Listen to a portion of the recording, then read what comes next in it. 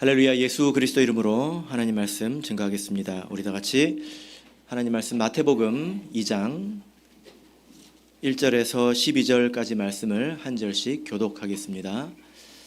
마태복음 2장 1절에서 12절 말씀을 한 절씩 교독하겠습니다. 마태복음 2장 1절 헤롯 왕 때에 예수께서 유대 베들레헴에서 나심에 동방으로부터 박사들이 예루살렘에 이르러 말하되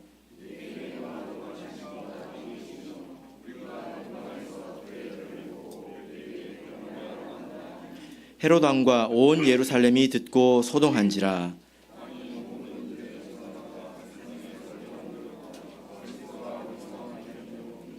가로되 유대 베들레헴 이오니 이는 선지자로 이렇게 기록된 바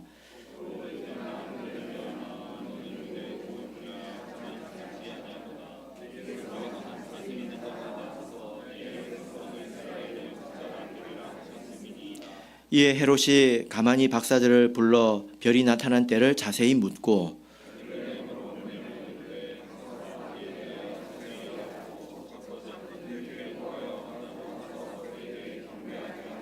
박사들이 왕의 말을 듣고 갈새 동방에서 보던 그 별이 문득 앞서 인도하여 가다가 악이 있는 곳 위에 머물러 섰는지라. 집에 들어가 아기와 그 모친 마리아에 함께 있는 것을 보고 엎드려 아기께 경배하고 법의 합을 열어 황금과 유향과 모략을 예물로 드리니라. 꿈에 헤롯에게로 돌아가지 말라 지시하심을 받아 다른 길로 고국에 돌아가니라. 아멘. 네, 오늘 이 시간은 누가 예수님을 맞이했는가라는 제목으로 하나님 말씀을 전하겠습니다. 우리 교회에 우스갯소리가 하나 있습니다. 그게 뭐냐면 우리가 천국에 가면 3번 놀라게 된다라는 것입니다. 첫 번째는 무엇을 보고 놀랄까요? 천국에 갔더니 있어야 할 사람들이 안 보이는 것입니다. 두 번째는 무엇에 놀랄까요? 없을 줄 알았던 사람들이 보이더라는 거예요. 세 번째는 뭐죠? 내가 천국에 있다는 사실입니다. 이렇게 이런 이야기가 있습니다. 들어보셨죠? 처음 듣는 것처럼 하시지만 3번쯤은 들어보셨을 것 같습니다. 그런데 여러분, 사실 그렇지 않습니다. 이런 이야기를 듣고 성경 믿듯이 그 이야기를 듣고 생각하면 안 됩니다. 사실 이 이야기는 우리 성도들을 불안하게 만드는 그런 이야기죠. 그죠? 그러나 우리가 성경을 통해서 보면 그런 의외의 일이 있을 것이라는 것은 우리가 또 알 수 있어요. 그죠? 마태복음 7장을 보겠습니다. 마태복음 7장 22절, 23절을 보시면 여기 아주 의외의 일이 일어나는 것을 볼 수 있습니다. 마태복음 7장 22절, 23절 읽겠습니다. 시작. 그날에 많은 사람이 나더러 이르되 주여 주여 우리가 주의 이름으로 선지자 노릇하며 주의 이름으로 귀신을 쫓아내며 주의 이름으로 많은 권능을 행치 아니하였나이까 하리니 그때에 내가 저에게 밝히 말하되 내가 너희를 도무지 알지 못하니 불법을 행하는 자들아 내게서 떠나가라 하리라. 나름대로 잘 믿었다고 생각했던 이 사람들이 죽고 나서 얼마나 놀랐겠습니까? 자기는 잘 믿었다고 생각했는데 죽고 나니까 예수님께서 너희는 누구냐? 내가 너희를 모르겠다 이렇게 말씀하고 있지 않습니까? 이런 일은 있을 거라는 것입니다. 그래서 우리 그리스도인들이 이렇게 노력해야 될 것이 뭐냐면 내가 이럴 줄 몰랐다, 이런 일이 있을 줄 몰랐다라고 말하지 않도록 우리가 노력하면서 우리가 신앙생활을 해야 합니다. 왜냐하면 하나님은 일정한 하나님이지 의외의 하나님이 아니시거든요. 하나님은 새벽빛같이 일정한 하나님이라고 우리가 배우지 않았습니까? 그리고 하나님은 미리 말씀해 주시는 하나님이십니다. 아모스서 3장 7절을 보면 하나님이 이렇게 말씀합니다. 주 여호와께서는 자기의 비밀을 그 종 선지자들에게 보이지 아니하고는 결코 행하심이 없으시니라. 하나님께서는 반드시 보이고 이렇게 행하시는 분이지 의외의 하나님이 아니라는 것입니다. 도리어 무엇이 문제입니까? 하나님께서 말씀을 안 하시는 게 문제가 아니라 사람들이 듣지 않는 게 문제인 거죠. 그죠? 자, 우리 예레미야서 7장 13절을 보겠습니다. 예레미야서 7장 13절 말씀을 자, 우리 같이 읽어보겠습니다. 예레미야서 7장 13절 같이 읽겠습니다. 시작. 나 여호와가 말하노라. 이제 너희가 그 모든 일을 행하였으며 내가 너희에게 말하되 새벽부터 부지런히 말하여도 듣지 아니하였고 너희를 불러도 대답지 아니하였느니라. 네, 이 말씀을 보면 내가 새벽부터 부지런히 너희에게 말했는데 너희가 듣지 않았다. 그리고 나서 나중에 깜짝 놀란다는 것입니다. 그러니까 우리가 신앙생활할 때 의외의 일이 일어나지 않도록 우리가 신앙생활을 잘 해야 합니다. 그렇지 않으면 오늘 본문에서처럼 오늘 읽은 이 말씀처럼 아주 의외의 일이 일어날 수 있습니다. 자, 오늘 우리 마태복음 2장 말씀을 읽었죠? 예, 이 내용을 보면 아주 의외의 일입니다. 왜냐하면 예수님께서 이 땅에 오셨죠. 그죠? 예수님께서 아기 예수로 이 땅에 오셨는데 있어야 될 사람은 없고 없어야 될 사람이 보인다는 것입니다. 지금 상황이 그렇다는 거예요. 우리가 성경을 통해서 보면 이것은 아주 놀라운 일입니다. 왜냐하면 여러분 한번 생각해 보세요. 예수님께서 이제 구약의 예언대로 하나님께서 말씀이 육신이 되어서 이 땅에 오실 때 누가 그 하나님을 가장 먼저 만나야 될까요? 누가 예수님을 영접하러 나와야 될까요? 당연히 하나님의 백성이죠. 그죠? 상식적인 것 아닙니까? 왜냐하면 그들은 택함 받은 사람들이고 또 아브라함의 자손이고 또 하나님께서 그들에게 율법을 주셨고 성전도 그들에게 있습니다. 이 세상에서 유일하게 하나님을 섬기던 그런 민족 아니었습니까? 근데 그 사람들이 없었다는 거예요. 그죠? 도리어 누가 있었습니까? 하나님의 백성은 온데간데 없고 누가 그 자리에 왔습니까? 동방에서 온 박사들이 있었다는 것입니다. 이게 되게 놀랍다는 것입니다. 이 동방에서 온 박사들은 어떤 사람들입니까? 가장 확실한 것은 이 사람들은 이방인들이라는 거예요. 그죠? 이 사람들은 이방인입니다. 그리고 어디서 왔습니까? 동방에서 왔어요. 동방이면 어딜까요? 이제 이스라엘을 기준으로 해서 이제 동쪽이니까 뭐 이란, 이라크, 뭐 인도, 뭐 저쪽으로는 중국, 뭐 그쪽이 되겠죠. 그죠? 그리고 또 한 가지 이 사람들에 대해서 이야기하고 있는 것은 그들이 박사라는 것입니다. 박사. 여러분 박사가 뭔지 아십니까? 학사, 석사, 박사 할 때 그 박사는 아니거든요. 여기서 이 박사가 뭘까요? 우리가 성경을 통해서 이 박사가 뭔지 이렇게 알아보자면 성경 안에서는 다니엘서에서만 나와요. 다니엘서에서. 다니엘서에 보면 바벨론의 왕이 나오죠. 그 왕의 이름이 무엇입니까? 느부갓네살. 이 왕이 대단한 사람입니다. 그래서 나라를 정복하면 이 사람이 한 일이 있는데 그 나라에서 제일 똑똑한 사람들을 다 모았어요. 식민지라고 해가지고 우습게 보는 것이 아니라 그 나라에도 똑똑한 사람들이 있을 거 아닙니까? 그럼 싹 모았단 말이에요. 그래가지고 뭘 했을까요? 왕이 먹는 음식을 줬습니다. 그래서 그 사람들을 가르쳤어요. 그죠? 그래서 훈련을 시켰다는 것입니다. 그래서 나중에 시험을 봐가지고 이 사람들이 나중에 뭐가 되냐면 왕의 선생님이 되는 거예요. 왕의 자문단이 되는 것입니다. 정치적으로, 군사적으로 왕을 돕는 지혜로운 사람이 됩니다. 그래서 이 사람들은 머리가 좋아야 돼요. 언어를 알아야 되고 역사를 알아야 되고 문화를 알아야 되고 그리고 과학을 알아야 합니다. 모든 걸 다 알아야 합니다. 그때로 보자면 AI인 거죠. 요즘에는 제미나이에 물어보면 되지만 그때는 이제 이 사람들을 불러서 물어봤다는 것입니다. 그런데 때로는 세상에 일어나는 일 가운데서 말로 설명할 수 없는 이성적으로 논리적으로 설명할 수 없는 그런 신비로운 일들도 있잖아요. 어떤 일들이 있습니까? 뭐 영적인 일이라든지 그런 일들이 있지 않습니까? 그런 일들까지 이 사람들이 감당해야 됐다는 것입니다. 그래서 이 사람들이 어디까지 했냐면 점성술, 그 별을 보고 점을 치는 그런 일도 했고, 그리고 우리가 성경에서 익숙한 내용은 뭐죠? 느부갓네살이 꿈을 꿨어요. 근데 이 꿈이 예사롭지 않아요. 그래서 누구를 부릅니까? 바로 이 사람들을 부릅니다. 그 꿈을 해몽하는 것이 그들의 원래 본업은 아니에요. 근데 그 일을 할 만한 사람이 이 사람들밖에 없다는 것입니다. 그래서 이 박사는 신내림을 받아서 점을 치는 그런 무당들하고는 다른 종류의 사람들이고요. 그래서 성경을 보면 이 사람들은 지혜자이고 또 혹은 술객, 술사, 술사 그러면 마술사, 요술사 이런 뜻이죠. 그죠? 예. 왜냐하면 일반적인 사람들이 볼 때는 그 사람들은 신비로운 사람들이거든요. 예. 그래서 이렇게 불렀습니다. 그래서 예수님께서 탄생하셨을 때 가장 먼저 온 사람들이 바로 이 박사들이었어요. 놀랍지 않습니까? 정말 의외의 일 아닙니까?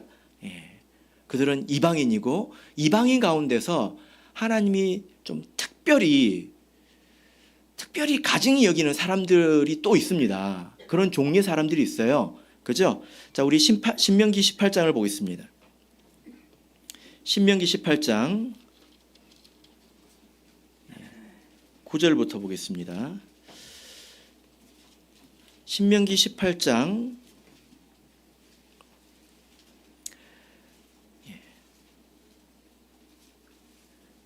자 9절을 보겠습니다. 내 하나님 여호와께서 내게 주시는 땅에 들어가거든 너는 그 민족들의 가증한 행위를 본받지 말 것이니, 가증한 행위들 본받지 말라는 것입니다. 그 가운데 어떤 일들이 있습니까? 10절 보시면 그 아들이나 딸을 불 가운데로 지나가게 하는 자나 복술자나 기륭을 말하는 자나 요술하는 자나 무당이나. 여러분 이 박사들이 여기 10절에 해당이 될까요? 안 될까요? 해당이 됩니다. 기륭을 말하고 그리고 복술하는 그런 자들이죠. 또 요술하는 자들이라는 것입니다. 그래서 이 박수들은 이방인 가운데서 특별히 하나님께서 미워하시는 그런 자들인데 어떻게 하나님의 백성은 보이지 않고 이런 사람들이 예수님을 맞으러 왔느냐라는 것입니다. 이게 정말 의외라는 거죠. 그죠? 예. 여러분 여기에 어떤 그 메시지가 있는 것일까요? 여기에 하나님의 어떤 뜻이 있는 것일까요? 네. 예수님께서 한번 오시지 않았습니까? 그런데 성경은 다시 오신다고 말씀하고 있죠. 그걸 뭐라고 합니까? 재림이라고 하잖아요. 다시 내려오신다. 재림이라고 합니다. 그때에 이런 의외의 일이 벌어지지는 않을까요? 예. 아마 우리 참예수교회 성도님들께서는 예수님께서 재림하실 때 틀림없이 하나님께서 우리 참예수교회 성도들을 부르실 것이라고 믿으실 것입니다. 그죠? 왜 대답을 못 하십니까? 예. 그렇게 믿으실 겁니다. 근데 우리만 그렇게 믿을까요?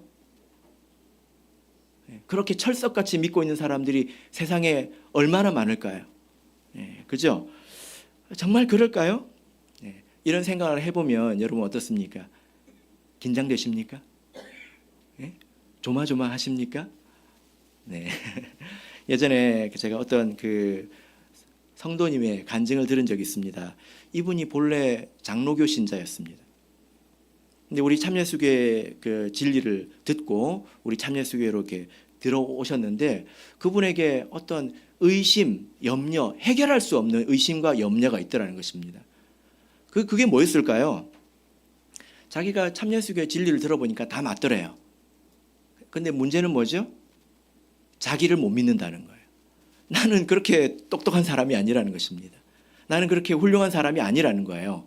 그러니까 내가 아무리 봐도 맞는데 그런데 나를 못 믿으니까 내가 하는 선택이 맞는지 틀린지 이걸 확신할 수가 없다는 거예요.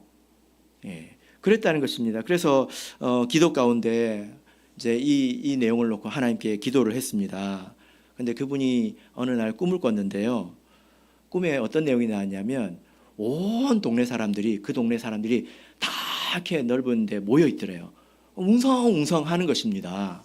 그래서 가가지고 도대체 무슨 일이냐라고 물으니까 그 사람이 하는 말이 지금 하나님께서 구원받는 교회를 지금 발표하시기로 했다. 그래서 우리가 다 지금 기다리고 있다 하고 다 하늘을 쳐다보고 있는 것입니다. 그래서 그 뒤에 어떤 일이 일어났을까요? 나중에 말씀드리겠습니다. 그분이 지금은 우리 참예수교회 집사님이 되셨습니다. 네. 이런 조마조마함이 있을 수 있다는 것입니다. 그리고 우리가 지금 언젠가는 하나님 앞에 서게 될 텐데 하나님께서 나보고 어디로 가라고 하실까? 이리로 가라고 하실까? 이리로 가라고 하실까? 좀 조마하지 않습니까? 그런 마음이 여러분에게 있습니까? 그렇지 않기를 바랍니다. 우리가 하나님 말씀을 통해서 교훈을 얻으면 이 내용에 대해서 우리가 분명한 확신을 가질 수 있습니다. 우리가 그 길을 알 수 있습니다. 왜냐하면 우리 하나님께서는 선택을 통해서 이렇게 말씀하시거든요. 여기에는 메시지가 있다는 거예요. 아주 강한 메시지가 있다는 것입니다. 예수님께서 많은 가정들 가운데서 가난한 요셉과 마리아의 가정에 나시지 않았습니까? 거기에 메시지가 있잖아요. 오늘 이야기도 마찬가지라는 겁니다. 이것은 하나님의 선택이고 하나님의 메시지라는 것입니다. 이 말씀을 내용을 쭉 묵상을 해보면 생각나는 말씀이 있는데요. 우리 로마서를 보겠습니다. 로마서 2장을 보겠습니다. 로마서 2장 28절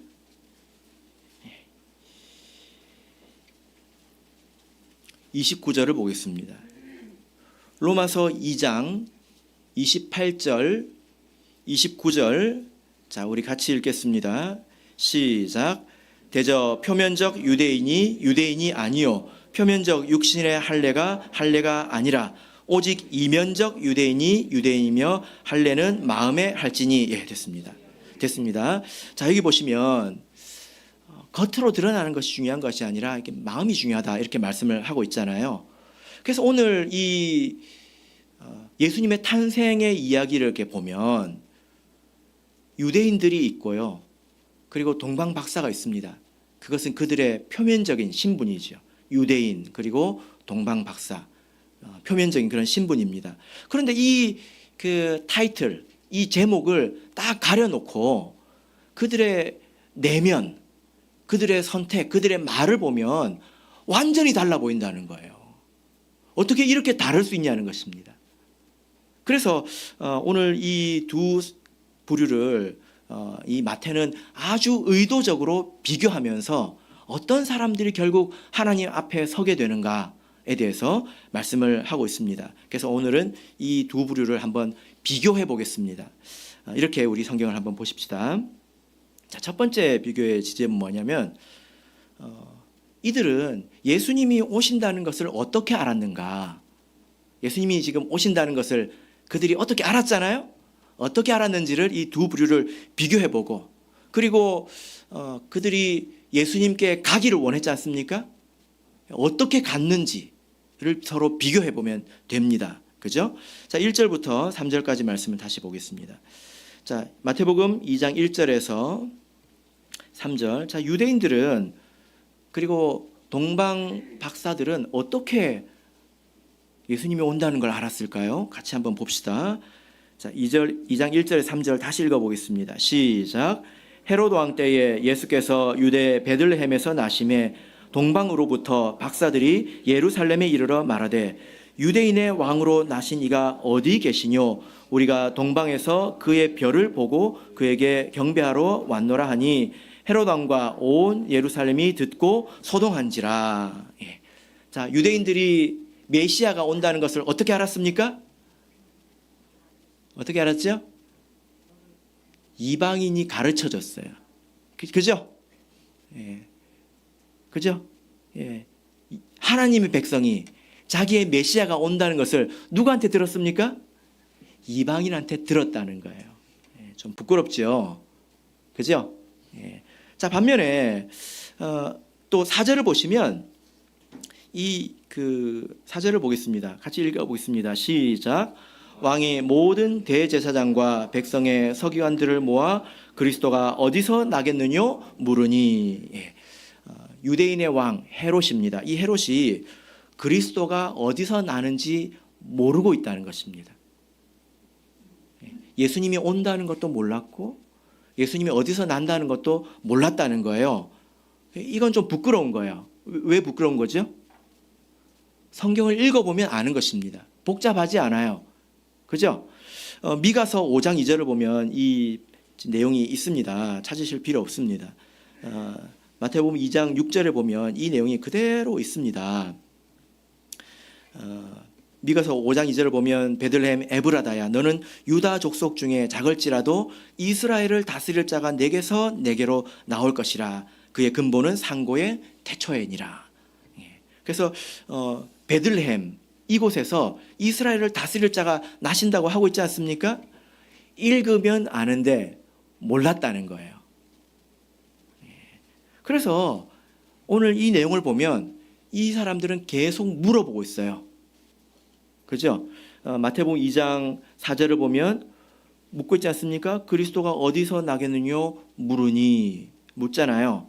그죠? 그리고 7절을 보시면 헤롯이 가만히 박사들을 불러 별이 나타난 때를 자세히 묻고 계속 물어본다는 것입니다. 모르고 있다는 거예요. 반면에 동방 박사들은 어떻게 알았죠? 어떻게 알았죠?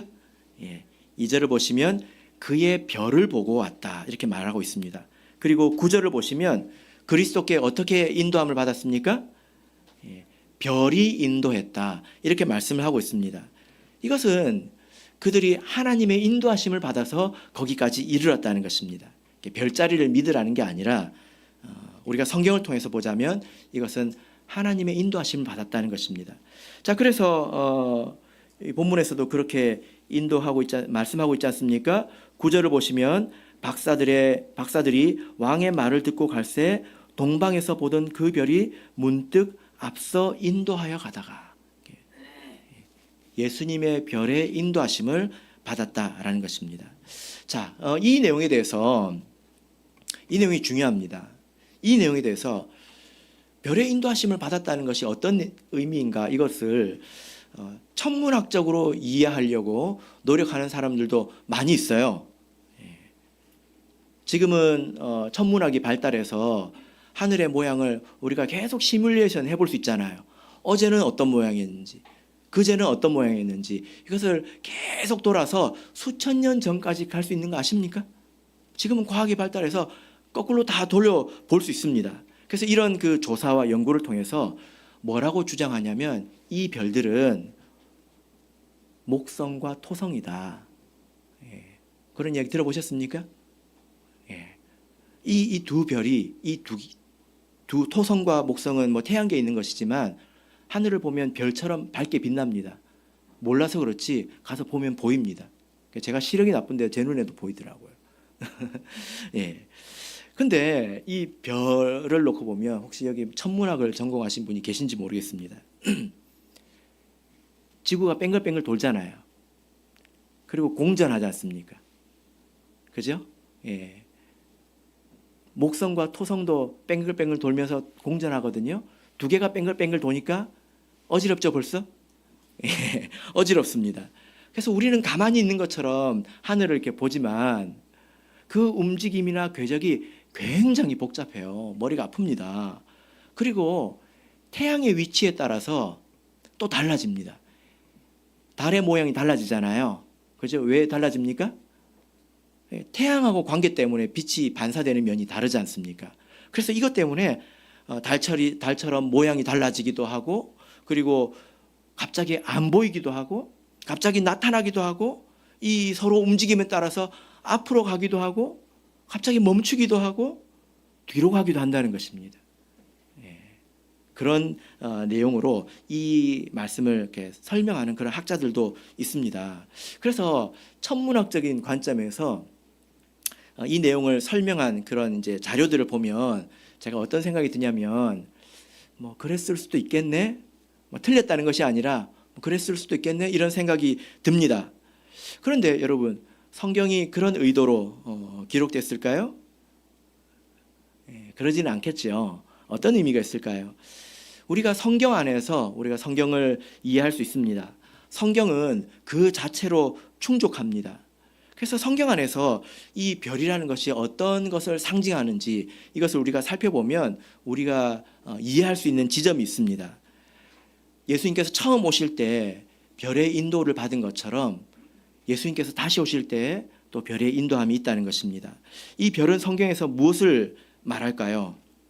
자, 우리 계시록을 가서 보겠습니다. 계시록 1장 20절을 보겠습니다. 요한계시록 1장 20절 같이 보겠습니다. 요한계시록 1장 20절입니다. 자, 여기서 보시면서 이 별이 무엇을 상징하는지 여러분 스스로 찾아보실 수 있을 겁니다. 읽겠습니다. 시작. 내 본 것은 내 오른손에 7별의 비밀과 7 금촛대라. 7별은 7 교회의 사자요 7 촛대는 7 교회니라. 네. 자, 여기서 별이 무엇을 상징하고 있습니까? 예, 교회의 사자. 이 7 교회의 사자는 그 교회의 일꾼을 말합니다. 그리고 나서 2장부터 보시면 7 교회에 보내는 편지가 나오죠. 예, 이 7 교회에 보내는 편지의 내용도 여러분께서 여러 번 들어보셨을 겁니다. 이것은 그 교회에 보내는 편지이지 않습니까? 편지인데 편지 수신자 칸에 누구가 적혀 있었을까요? 누구에게 보냈을까요? 예. 자, 2장 1절을 보겠습니다. 누구에게 보냈죠? 에베소 교회의 사자에게 편지하기를. 이 사자는 천사라고 할 수 있습니다. 그런데 천사에게 편지를 썼을까요? 예, 일꾼을 천사라고 부르고 있는 거죠. 그죠? 그러면 그 개인에게 편지를 쓴 것일까요? 자, 7절을 보겠습니다. 7절을 보면 귀 있는 자는 성령이 교회들에게 하시는 말씀을 들을지어다. 자, 여러분 여기서 한번 잘 보세요. 하나님께서 교회들에게 말씀하고 싶다는 거예요. 교회 성도들 전체에게 말하고 싶다는 것입니다. 근데 편지를 누구한테 썼습니까? 교회 신도들한테 이렇게 단체 문자를 보냈습니까? 예? 밴드에 띄워놨습니까? 누구에게 보냈습니까? 사자에게 보냈다라는 거죠. 그래서 하나님께서는 교회를 통해서, 교회의 일꾼을 통해서 교회에 필요하신 것을 공급하신다. 하나님은 그런 방식으로 일한다는 것을 우리가 알아야 한다는 것입니다. 자, 우리 마태복음 24장을 보겠습니다. 마태복음 24장 45절에서 47절을 보겠습니다. 마태복음 24장 45절에서 47절. 마태복음 24장 45절에서 47절. 자, 읽겠습니다. 시작. 충성되고 지혜 있는 종이 되어 주인에게 그 집 사람들을 맡아 때를 따라 양식을 나눠줄 자가 누구뇨? 주인이 올 때에 그 종이 이렇게 하는 것을 보면 그 종이 복이 있으리로다. 내가 진실로 너에게 이르노니 주인이 그 모든 소유를 저에게 맡기리라. 때를 따라 양식을 나눠줄 종이 필요하다는 것입니다. 이것은 뭐냐면 아침, 점심, 저녁, 아침, 점심, 저녁 그걸 말하는 게 아니라 때에 맞는 양식이 필요하다는 거예요. 모든 말씀은 다 하나님 말씀이죠. 그런데 때에 맞는 말씀이 있다는 거예요. 그것을 사리분별을 잘해서 때를 잘 판단해서 그때그때 필요한 양식을 줄 수 있는 종을 보면 그 종이 복이 있다는 것입니다. 이 말씀을 통해서 보면 하나님은 종을 통해서 그 사람들에게 양식을 주신다는 것을 알 수 있지 않습니까? 그래서 여기에 우리 성도들의 믿음과 지혜가 여기서 필요합니다. 우리가 하나님의 인도하심을 받으려면 여기에 우리의 믿음이 있어야 된다는 거예요. 우리의 지혜가 있어야 된다는 것입니다. 어떤 믿음이 있어야 합니까? 우리가 아무리 잘났고 훌륭해도 교회보다 뛰어날 수 없어요. 저도 무서워서 못하는 것이 교회를 초월하는 것입니다. 무엇이든지. 하나님은 교회를 통해서 우리 성도들을 양육하시기 때문에, 그리고 교회에 있는 일꾼들을 통해서 우리에게 공급하시기 때문에 우리가 감히 교회를 초월할 수가 없습니다. 여기에 우리 믿음이 있어야 되겠죠. 아무리 부족해 보여도 하나님은 이 교회를 통해서 우리를 양육하신다는 것입니다. 그런데 또 한 가지는요. 모든 종들이 하는 말이 다 옳지 않기 때문에 분별해야 된다는 것입니다. 여기에는 지혜가 필요하지요. 그죠? 믿음도 필요하고 지혜도 필요합니다. 별이 하나님의 일꾼이라고 했는데 성경을 보면 어떤 별이 있는지 아십니까? 유다서 1장 13절을 보면 유리하는 별이 있습니다. 유리하는 별. 이게 무슨 뜻입니까? 방랑한다는 걸. 헤매고 떠돌아다니는 별이 있다는 것입니다. 그리고 계시록 9장 1절을 보면 땅에 떨어진 별도 있다는 것입니다. 타락했다는 거죠. 변질됐다는 것 아니겠습니까? 그래서 여기서 이쪽이든 저쪽이든 우리가 치우치지 않고 우리가 잘 분별해야 합니다. 이쪽으로 치우치면 어떤 일이 생길까요? 분별력 없이 다 받아들여서 스스로 병이 드는 사람도 있을 수 있고요. 또 이쪽으로 치우치면 어떤 일이 생길까요? 다 분별해야 돼요. 오늘 목사님이 하는 말씀이 다 맞는지 안 맞는지 분별해야 돼. 그러면서 어떤 식으로 생각할까요? 자기 자신이 기준이 되는 거예요. 그러면 어떻게 됩니까? 자기 생각에 결국은 갇히게 됩니다. 그런 위험이 있죠. 내가 내 생각을 뛰어넘어야 내가 성장하지 않습니까? 자기 속에 갇혀 있으면 내가 어떻게 나를 뛰어넘겠습니까? 그럴 수가 없다는 거예요. 그래서 이쪽이든 저쪽이든 치우치면 다 병들게 되어 있습니다. 그래서 여기에 우리의 믿음이 필요하고 우리의 지혜가 필요하다는 거예요. 사람은 스스로 성장할 수 없습니다. 그래서 교회는 여러분의 어머니이죠. 하나님은 아버지이고, 그죠? 네. 교회가 주는 것을 먹어야 합니다. 그러나 잘 먹어야 합니다. 네. 그래서 우리 성경을 보면 직분자들의 특히 장로, 감독 이런 직분자들에 대해서 명시적으로 말씀하고 있는 부분이 뭐냐면 나그네를 잘 대접하라 이런 말씀이 있습니다. 나그네를 잘 대접하라. 이게 무슨 뜻일까요? 디모데전서 3장 2절을 보면 감독은 책망할 것이 없으며 이러하며 저러하며 하면서 나그네를 대접하며 나옵니다. 나그네는 대만에서 온 방문단을 말하죠. 그들이 나그네는 맞습니다. 그러나 여기서 말하는 이 나그네는 뭐냐면 핍박이나 혹은 복음 전도를 위해서 떠돌아다니는 그런 성도를 말합니다. 이방인들을 말하는 게 아니라 우리 성도를 이야기를 해요. 그런데 여러분 이 비진리라는 게 잘못된 가르침, 비진리 이것이 코로나와 똑같습니다. 그래서 우리가 코로나를 통해서 좋은 걸 배웠죠. 비진리가 코로나하고 똑같습니다. 무슨 말일까요? 여러분 코로나 조심하려면 누구를 멀리해야 돼요? 네? 코로나에 안 걸리려면 사람을 멀리해야 합니다. 그죠? 그죠? 비진리도 마찬가지예요. 비진리가 공중에 둥둥 떠다닙니까? 내가 공기를 마시면 들어옵니까? 누굴 통해서 전염이 되죠? 사람을 통해서 온다는 겁니다.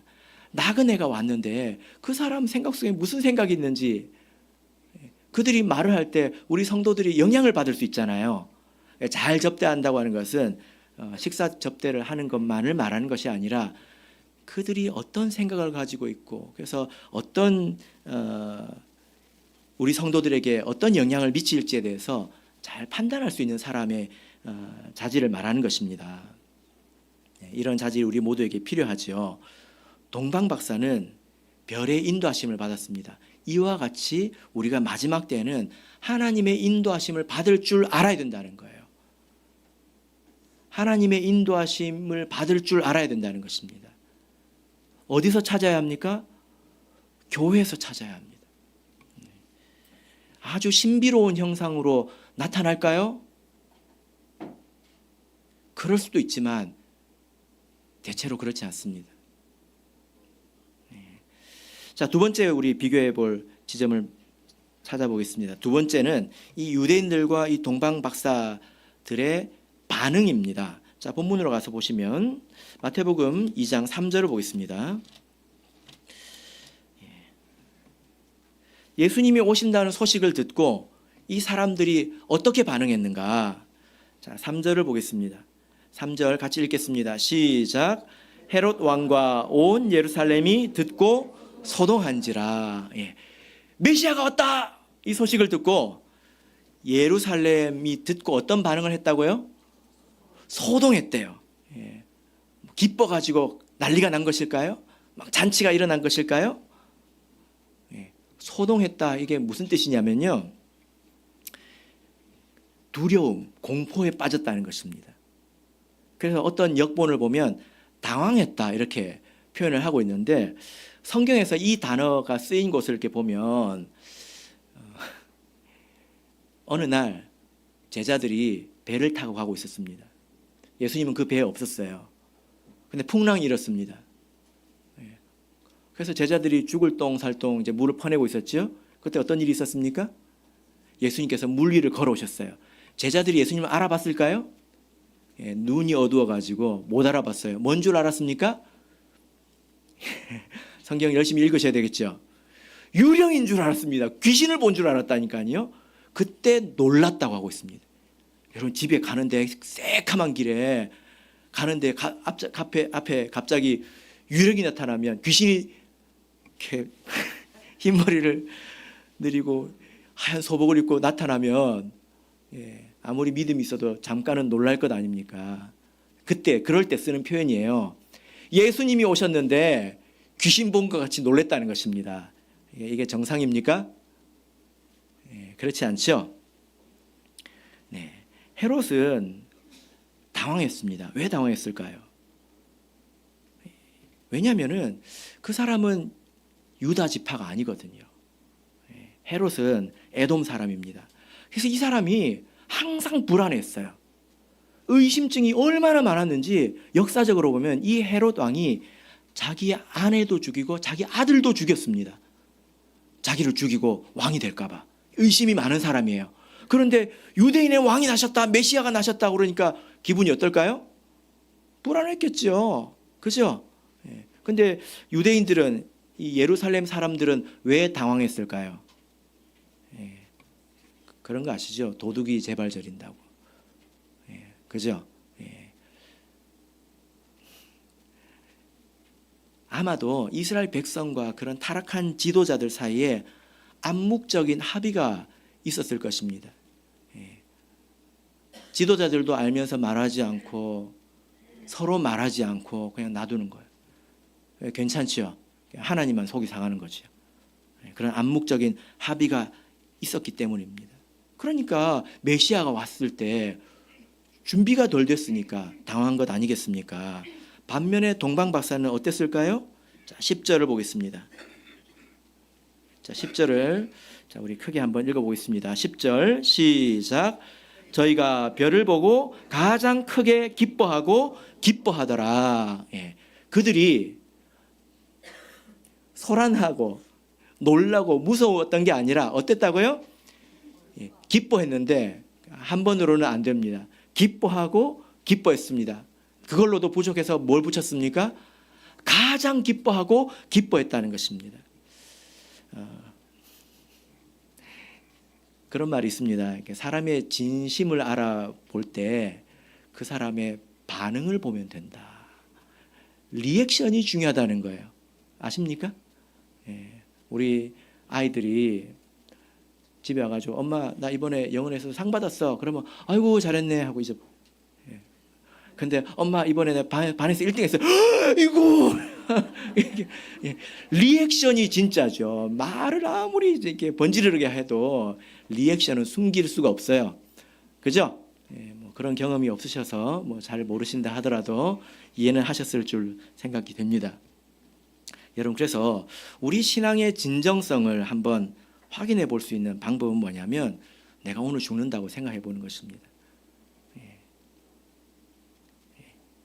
오늘 예수님께서 재림한다고 생각해 보시는 거예요. 그러면 그때 내 마음은 진실을 말하죠. 그죠? 가장 크게 기뻐하고 기뻐할 수 있는 그런 상태가 되어야 될 것입니다. 초대교회 성도들은 어떻게 인사를 했는지 아십니까? 우리는 할렐루야 이렇게 인사하잖아요. 들어보셨죠? 그 초대교회 성도들은 마라나타 이렇게 인사를 했습니다. 그게 무슨 뜻입니까? 우리 예수님이 속히 오십니다. 그러면 듣는 사람이 뭐라고 인사했을까요? 아멘, 주 예수여 오시옵소서. 이게 인사였다는 것입니다. 우리도 그렇게 인사할 수 있어야 되겠죠. 만약에 우리 참예수교회가 진리를 안다고 하면서 예수님의 재림을 기다리지 못하고 우리 마음속에 거리낌이 있는 채로 하루 이틀 보낸다면 사실 이 유대인들과 뭐가 다르겠냐는 거예요. 그들도 하나님의 백성이었고 그들도 성전이 있었고 하나님 말씀이 있었습니다. 근데 지금 예수님 앞에 오지 못했잖아요. 그래서 우리가 이런 점에서 우리를 돌아봐야 한다는 것입니다. 마지막으로 하나를 비교해 보겠습니다. 그들의 말을 비교해 보겠습니다. 8절을 보겠습니다. 헤롯 왕이 뭐라고 말합니까? 헤롯 왕이, 자, 읽겠습니다. 시작. 베들레헴으로 보내며 이르되 가서 아기에게 대하여 자세히 알아보고 찾거든 내게 고하여 나도 가서 그에게 경배하게 하라. 뭐라고 말합니까? 나도 가서 경배하게 하라, 이렇게 말하고 있습니다. 그런데 2절을 보실까요? 동방박사들은 뭐라고 말할까요? 자, 2절 읽겠습니다. 시작. 유대인의 왕으로 나신 이가 어디 계시뇨? 우리가 동방에서 그의 별을 보고 그에게 경배하러 왔노라 하니. 유대인과 동방박사들이 하는 말이 같아요, 달라요? 같죠? 말은 같다는 것입니다. 다 말은 잘한다는 거예요. 근데 뭐가 다릅니까? 한 사람은 거짓됐죠. 네, 동방박사는 진실했다는 것입니다. 무엇을 보고 알 수 있습니까? 이 헤롯 왕은 그 말 속에 도리어 거짓이 있었고 예수님을 죽이려 했고 철저히 그 일을 행합니다. 그래서 그 일대의 아기들을 다 죽이지 않습니까? 그럼 동방박사들은 어떤 모습이 있었습니까? 그들의 말이 진실한 이유가 무엇입니까? 그들은 예물을 준비했습니다. 그죠? 그 예물이 뭐죠? 11절을 보시면 황금과 유향과 모략, 이 세 가지입니다. 이 예물은 다 의미가 있습니다. 그래서 이 예물 속에 그들의 신앙 고백이 있죠. 예수님에 대한 신앙 고백이 있습니다. 황금은 왕을 말하고 유향은 신에게 피워지던 향입니다. 향이 제물인 거 아시죠? 원래 제단에서 고기를 태우면 향이 하늘로 올라가잖아요. 그걸 이렇게 줄여서 만든 게 향입니다. 그래서 우리 성도들은 어디 가서 분향하면 안 돼요. 그게 사실은 제사의 행위거든요. 신에게 드려지던 향이 바로 유향입니다. 모략은 장사 지낼 때 씁니다. 그래서 이 준비된 예물 속에 그 아기 예수에 대한 신앙 고백이 있다는 것입니다. 무엇입니까? 우리의 왕이시며 하나님이시며 죽음으로 우리를 구원하실 분이라는 신앙 고백이 있다는 것입니다. 여러분, 우리가 다 하나님 믿는다고 말합니다. 하나님을 경배한다고 말합니다. 근데 거기에 예물이 있어야 돼요. 여러분은 어떤 예물을 준비하셨습니까? 하나님께서 가장 기뻐하시는 예물이 뭘까요? 로마서 12장 1절을 보겠습니다.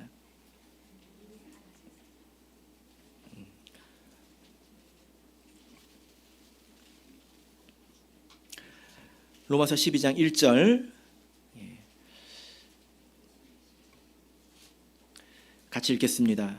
시작. 그러므로 형제들아 내가 하나님의 모든 자비하심으로 너희를 권하노니 너희 몸을 하나님이 기뻐하시는 거룩한 산 제사로 드리라. 이는 너희의 드릴 영적 예배니라.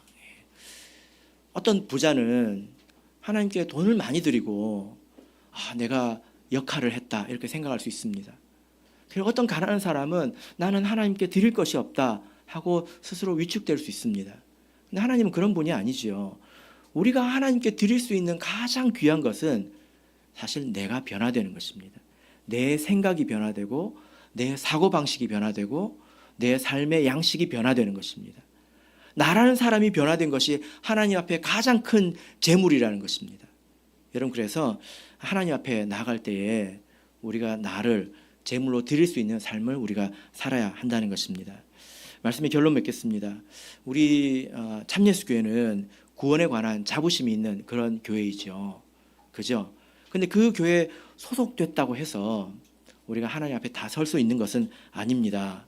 이 안에 있다고 하면서 진실하게 믿지 않고 이방인을 탓하면 오늘 본문에 있는 유대인과 무엇이 다르겠습니까?